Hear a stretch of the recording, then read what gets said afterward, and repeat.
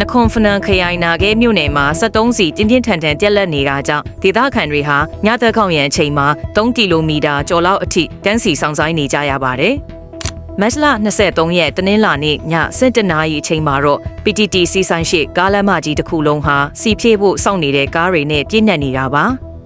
စီတင်ကားတွေဟာ900ကီလိုမီတာကျော်ဝေးတဲ့နေရာကနေ2ရက်မှတစ်ကြိမ်သာရောက်ရှိနိုင်တာကြောင့်စီဆိုင်ကိုရောက်လာတဲ့သူတိုင်းဟာတအူးကိုဘက်တစ်ခေါင်ဖိုးထက်ပိုဝယ်လို့မရပါဘူး။အစိုးရဆုံးခန်းစားနေရတာကတော့နေရာ30ရက်နေရာတွေအတွက်စီလိုအပ်နေတဲ့တောင်သူတွေပဲဖြစ်ပါတယ်။အချို့ဆိုရင်4နာရီကျော်ကြာအောင်တန်းစီနေရပြီးစီမကုံမချင်းညလုံးပေါက်စောင့်ဆိုင်ဖို့ပြင်ဆင်ထားကြပါတယ်။